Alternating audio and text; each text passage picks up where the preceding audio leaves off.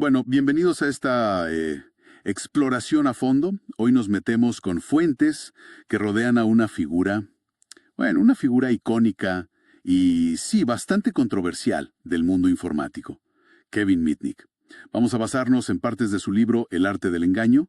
Tenemos el prólogo que lo escribió Steve Wozniak, nada menos, relatos del propio Mitnick y hasta un capítulo que no salió en la versión final.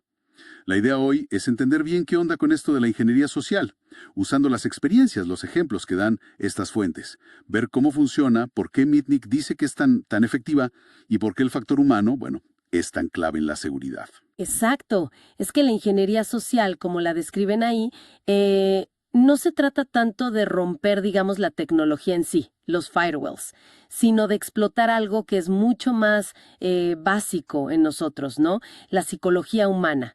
Hablamos de la confianza, esa tendencia a confiar, el deseo de ayudar que casi todos tenemos, o la credulidad simplemente. Wozniak lo dice clarísimo en el prólogo. Puedes invertir millones en tecnología, pero al final, la persona, el ser humano, sigue siendo ese punto débil. Sí, total. Y es interesante cómo Mitnick cuenta sus propios inicios, ¿no? En los textos habla de una fascinación desde muy chico por explorar sistemas, por entender cómo funcionaban. Hay un ejemplo genial de cómo descubrió la manera de viajar gratis en los autobuses de Los Ángeles. Y no era magia, ¿eh? Era pura observación. Memorizar horarios, rutas, conseguir los boletos de transferencia y hasta la perforadora especial que usaban. Increíble la dedicación, ¿no? Sí, sí, una obsesión casi.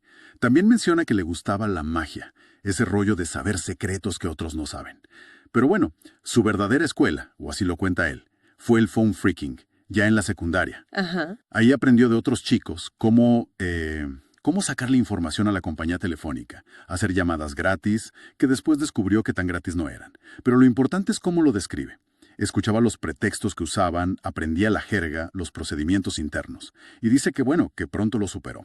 Hasta hacía bromas, como dice él, cambiándole la línea a otros freakers para que sus teléfonos funcionaran como públicos. Imagínate. Es que esos inicios ya muestran todo, ¿no? Son la base de lo que después él llama ingeniería social. Ya ves ahí la manipulación, la persuasión, pero sobre todo un entendimiento muy profundo, no solo de la tecnología de la época, los teléfonos, los switches, sino de cómo funcionaba la gente. La organización, los procedimientos, quién hacía qué, la jerga de cada área. Fíjate que hasta desliza una posible conexión familiar. Menciona que su familia por parte de padre se dedicaba a las ventas. Ah, mira vos. No lo tenía eso. Sí, no dice que sea genético ni nada, pero como que nota la coincidencia, ¿viste? La habilidad de persuadir. Claro, tiene sentido. Bueno, entonces, ¿cómo define él formalmente la ingeniería social?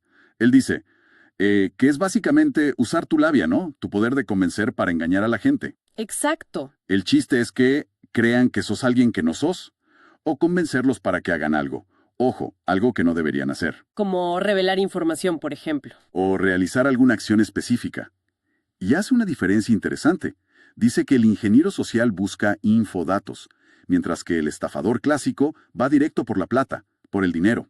Y lo que atrapa de los ejemplos del libro son las técnicas. Son muy concretas. La base de todo es crear un pretexto, o sea, una historia creíble, ¿no? Algo que justifique por qué estás pidiendo lo que pedís. Usar la jerga interna, eso es clave. Te hace sonar como uno de ellos, como de adentro. Genera confianza al toque. Claro, pasas desapercibido. Totalmente. Después, construir una conexión rápida, eso que llaman rapport.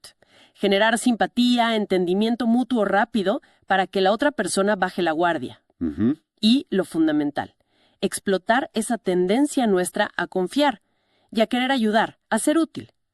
También menciona cosas más logísticas, como el mail drop. El mail drop. ¿Qué es eso? Es alquilar un apartado postal, una casilla de correo, pero con un nombre falso, para recibir ahí cosas, información, paquetes. Que obtuviste engañando, ¿no? De forma discreta. Ah, mira, bien pensado. Para ver esto funcionando, el libro cuenta casos. Algunos son tremendos. Uno muy clásico que Mitnick detalla bien es el de Stanley Rifkin y el Security Pacific National Bank, allá por 1978. Sí, ese es un caso de manual. Lo interesante es que Rifkin no era un empleado cualquiera, ¿eh? Era consultor externo del banco. Eso le dio acceso legal a áreas clave, como la sala de transferencias de dinero. Acceso legítimo inicial. Primer punto clave. Exacto. Y una vez adentro, ¿qué hizo? Observar. Nada más. Se dio cuenta de que los empleados, para no olvidarse el código de seguridad del día, No me digas. lo tenían anotado en un papelito ahí cerca. No. Qué básico. Ahí tenés la debilidad en el procedimiento. Tal cual. Rifkin, tranquilo, lo memorizó. Después bajó al hall, agarró un teléfono público, llamó a la sala de transferencias. Se hizo pasar por Mike Henson, supuestamente de otro departamento. Usando la información correcta. El código. Claro, dio el código correcto que acababa de ver, y con toda la calma del mundo pidió transferir más de $10 millones. 10 millones. A una cuenta en Suiza, que él ya tenía lista. Casi lo pescan, ¿eh? Le pidieron un número de oficina interno, que obviamente no tenía. Uf, momento de tensión. Total. ¿Y qué hizo? Improvisó. Dijo algo como, te llamo de vuelta. Colgó, hizo otra llamada rápida, engañó a alguien más para conseguir ese número interno. ¡Qué habilidad! Y volvió a llamar a transferencias para terminar la operación. Listo. Es que el caso Rifkin tiene todo lo que Mitnick describe. El acceso inicial, la observación clave, la debilidad del procedimiento, anotar el código, la suplantación convincente, porque tenía el dato correcto y sonaba seguro, y esa capacidad de manejar la presión, de improvisar cuando algo sale mal. Sin tocar una línea de código. Pura charla. Pura ingeniería social. Y el libro está lleno de ejemplos así, ¿no? Tácticas similares.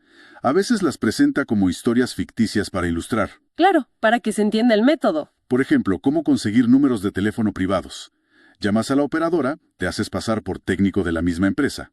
Che, tengo un problema acá con mi sistema, ¿me ayudas colega, a buscar este dato? Y por ahí te lo dan. Explotando la camaradería. El somos del mismo equipo. Exacto. O cómo sacar contraseñas. A veces usan el pretexto de un virus.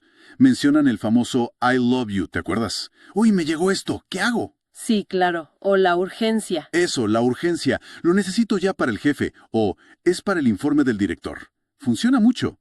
También cuentan cómo obtener directorios internos de empleados. Nombres, internos, áreas. Información que parece inofensiva, pero es oro para ellos. Claro, porque después usan esos datos para armar pretextos más creíbles. O conseguir números de empleado diciendo que hubo una confusión con las reservas de viaje. Pura actuación. Mencionan hasta cosas más audaces, como averiguar si la policía estatal compartía datos con el FBI. ¿Cómo? Llamando y preguntando, haciéndose pasar por un investigador, un académico, preguntando por los sistemas. ¡Qué cara dura! Y conseguir manuales técnicos confidenciales. O el Test Number Directory de las telefónicas. Un clásico. A veces, dice, bastaba con pedirlos. Con una buena excusa, apelando a la confianza, al querer ayudar. Los patrones son clarísimos, ¿no? Se repiten. Siempre explotan la confianza. Entre colegas. Soy nuevo, estoy ayudando a X. Usan la urgencia como palanca. Es para allá. O la autoridad. Llama al jefe. Es de la oficina del vice. La simpatía también. Totalmente. Uy, ¿qué día tengo con la compu? O tengo una emergencia familiar, necesito esto rápido. ¿Quién no ayuda ahí? Y describen incluso la ingeniería social inversa. ¿Inversa? ¿Cómo es eso? El atacante crea un problema, algo sutil, un sabotaje pequeño, para que seas vos, la víctima, quien lo contacte pidiendo ayuda. Ah, claro. Y entonces el atacante ya tiene credibilidad instantánea. Justo vos me puedes ayudar. Exacto. Y ahí está el peligro que marcan las fuentes. Información que parece tonta, inofensiva. Un número de empleado, el nombre de un jefe, la jerga de un área, puede ser justo la pieza que le faltaba al ingeniero social para su ataque. Y todos estos casos, desde el espectacular de Rifkin hasta estas tácticas más del día a día, apuntan a lo mismo, ¿no? Algo que Mitnick y Wozniak recalcan mucho en los textos. La tecnología sola no basta. No alcanza para estar seguros. Para nada. El propio Mitnick testificó en el Congreso de EU. Dijo que había entrado a sistemas súper seguros usando una mezcla de medios técnicos y no técnicos. Así lo dijo. Ajá. La gran idea del libro es esa. El engaño humano, la ingeniería social, se salta muchas defensas tecnológicas, incluso las más caras y avanzadas. Absolutamente. Y los resúmenes de los últimos capítulos del libro, según lo que tenemos, conectan esto con la psicología. Mencionan conceptos muy parecidos a los de Cialdini, ¿viste? El de influencia. Sí, claro. ¿Cómo cuáles? Hablan de la reciprocidad. Si te hago un favor, aunque sea chiquito, sentís que me debes una. Estás más dispuesto a ayudarme después. La autoridad. Tendemos a hacer caso a quien vemos como figura de autoridad. La simpatía. Nos cuesta más decir que no a gente que nos cae bien, con la que conectamos. Tiene lógica. Y la prueba social. Hacemos lo que vemos que hacen los demás, sobre todo si estamos inseguros. Si juntas todo eso con la presión que hay en el trabajo, la necesidad de ser productivo, de sacar las cosas rápido, bueno, tenés el escenario perfecto para que la gente baje la guardia. Y ahí entra el ingeniero social. Es un cóctel peligroso. Ahora, hay otra capa acá, ¿no? Que aparece sobre todo en ese capítulo perdido, ese que no se publicó en El arte del engaño. Ahí Mitnick da su versión de la historia. Sí, esa parte es intensa. Él dice que lo que lo movía no era la plata, ni hacer daño. Era la curiosidad, el desafío de intelectual, como un juego para él. Y describe el trato que recibió de la justicia, del gobierno de Estados Unidos, como súper injusto. Ujú. Habla de haber estado en aislamiento total, meses, y que nunca le dieron una audiencia para ver si podía salir bajo fianza. Algo que él considera una violación de sus derechos, claro. Totalmente. Y gran parte de ese capítulo se le dedica a un periodista, John Markoff, del New York Times. Lo acusa de cosas graves. Dice que Markoff inventó el mito de Kevin Mitnick, Fuerte acusación. ¿sí? Que publicó cosas falsas o sin chequear. Menciona supuestos hackeos a NORAD, escuchas al FBI, cosas que Mitnick niega haber hecho. Dice que Markoff exageró el peligro que él representaba y que no contó conflictos de interés que tenía. ¿Cómo cuáles? Aparentemente había una disputa por los derechos de una película basada en un libro de Markoff, Cyberpunk, y Mitnick no había querido colaborar del todo. Ah, entiendo. La conclusión de Mitnick es que Markoff se benefició, ganó plata y fama, creando esa historia sensacionalista sobre él. Bueno, acá es importante decir, como siempre hacemos, que estamos contando lo que dice Mitnick en esa fuente, ¿no? En el capítulo perdido. Es su mirada de los hechos, muy crítica con los medios, con la justicia. Claro, es su versión. No tomamos partido, solo exponemos lo que dice el material. Y para dar más contexto, el texto también nombra a Buck Bloombecker, un exfiscal que en su propio libro cuestionó algunas tácticas de la fiscalía contra Mitnick y si las acusaciones más graves tenían base real. O sea que no es solo Mitnick diciendo esto. Exacto. Todo esto muestra que el caso fue y sigue siendo muy complejo y controversial. Hubo una batalla de narrativas muy fuerte. Queda claro. Entonces, si esto es tan así, si el factor humano es tan central, ¿cómo nos defendemos? ¿Qué pueden hacer las empresas, las personas? Los textos dicen que la última parte del libro de Mitnick se dedica a eso, a las defensas. Sí, Hablan de tener políticas de seguridad claras y sobre todo de formar y concientizar a la gente, de forma continua. sí, eso es fundamental. Y algunos de los principios que se mencionan en las políticas del capítulo 16 son muy prácticos. El primero, y el más importante, verificación, siempre. Verificar quién te pide algo sensible, quién te pide hacer algo raro. Verificar identidad, autorización, no importa qué tan creíble o urgente suene. Desconfiar un poquito por defecto, digamos. Exacto. Fomentar un escepticismo sano, especialmente con pedidos raros, que apelan a la emoción o que meten mucha presión con la urgencia. Después, la higiene de contraseñas, que sean fuertes, distintas para cada cosa, cambiarlas seguido. Lo básico, pero que a veces falla. Sí, sí. Proteger la información que parece trivial. Esos directorios, nombres de jefes, ya vimos que pueden ser útiles para un ataque. Tener canales claros para reportar. Si alguien ve algo sospechoso, que sepa a dónde ir sin miedo. Que no se queden callados. Claro. Y un punto clave que recalcan. La formación no debe ser solo decir, no hagas esto. Tiene que explicar el por qué. Si la gente entiende el riesgo real detrás de la regla, es mucho más probable que la siga, que la internalice. Entiendo. Que no sea solo cumplir por cumplir. Exacto. Y obvio, reforzar todo esto con controles técnicos siempre que se pueda. Sistemas que obliguen a contraseñas seguras, limitar acceso según el rol. Bien. Haciendo un balance entonces, lo que nos dejan estas fuentes sobre el arte del engaño es una imagen clara. La ingeniería social no es un truquito, es una disciplina que va directo a la psicología. Y es una amenaza tan seria, a veces más, que las fallas técnicas. Totalmente. La historia de Mitnick, como la cuentan estos textos, con su propia versión controversial incluida, sirve como un caso de estudio brutal sobre los métodos, las motivaciones, las consecuencias. Sí, es fascinante en ese sentido. Y la defensa, dicen las fuentes, no está solo en el software. Está en la gente, en la conciencia, la verificación, las políticas claras.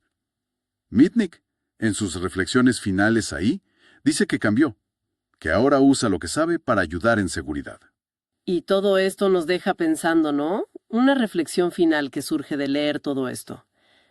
Si somos como somos, confiados por naturaleza, con ganas de ayudar, respetamos la autoridad, nos cae bien la gente simpática, Ajá. ¿y si los ingenieros sociales son tan hábiles para explotar justo eso? ¿Alcanza con la formación? Por muy buena que sea, por muy continua. Buena pregunta. ¿O será que el factor humano es, en el fondo, una vulnerabilidad inherente? Una puerta trasera que siempre va a estar ahí, lista para ser explotada, por más tecnología que pongamos adelante. ¿Complicado? Es una pregunta difícil, ¿no? Fundamental, y algo para seguir explorando sin duda, en el mundo de la seguridad.